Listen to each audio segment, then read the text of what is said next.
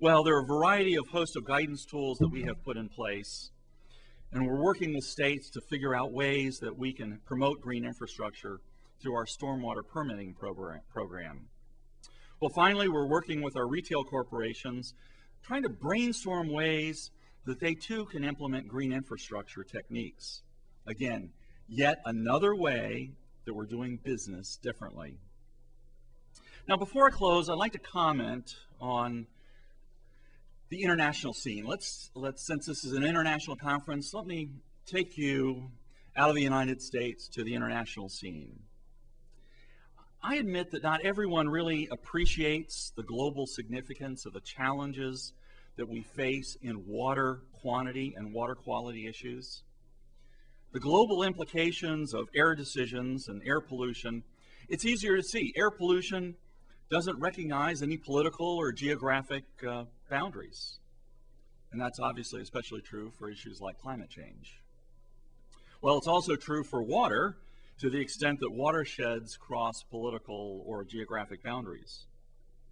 But the real global significance of water issues really became very apparent and visible to me when I had the opportunity earlier this year to visit Australia. And as part of my trip to Australia, I had the opportunity to visit a brand new water treatment project outside of Brisbane. And as you know, Australia is in the grips of a multi-year drought. And cities in Australia are working hard to ensure an adequate supply of safe water for their citizens. The leaders of the state of Queensland and of Brisbane, which is the capital, have undertaken a new project to treat wastewater to potable standards. Wastewater to potable standards, the tertiary treatment, if you will.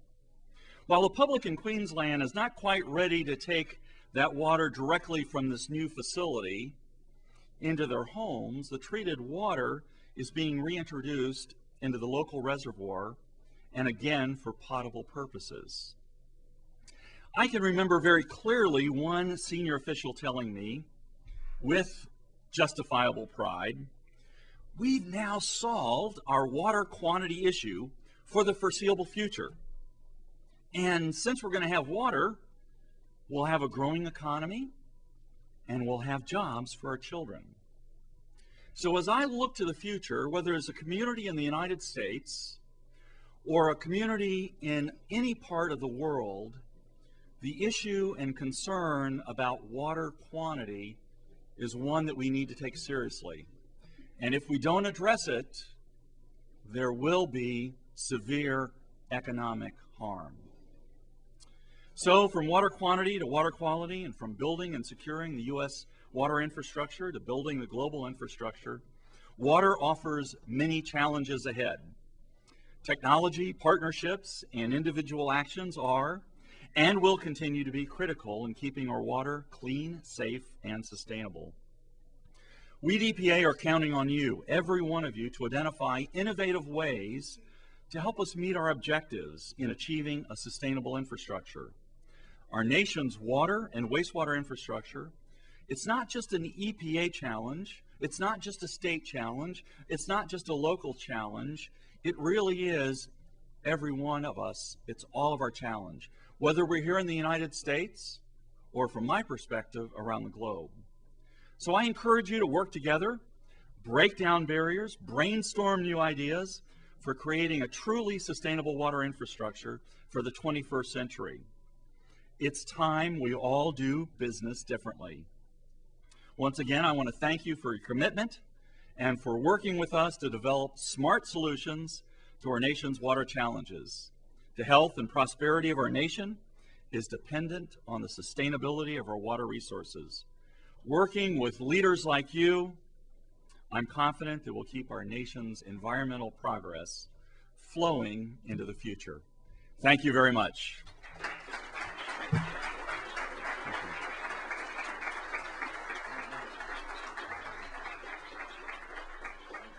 A great presentation, and it's very clear and evident to me that our industry faces many challenges into the future in preserving and conserving our natural resources, of course water being one of the most prominent.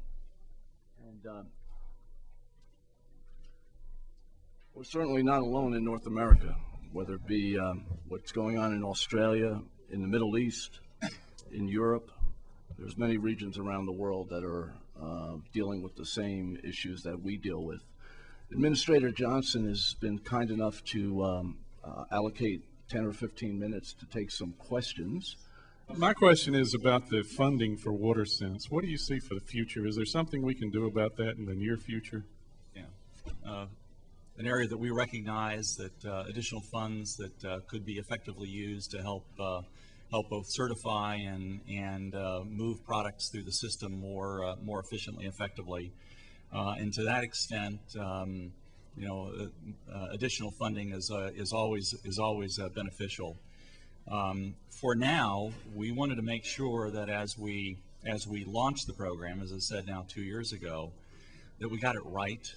We didn't want to stumble or fall prey to a problem that would forever taint the notion of a WaterSense program. So we wanted to start out, if you will, slowly and get it right. And certainly the funding that we've had thus far has enabled us to do that.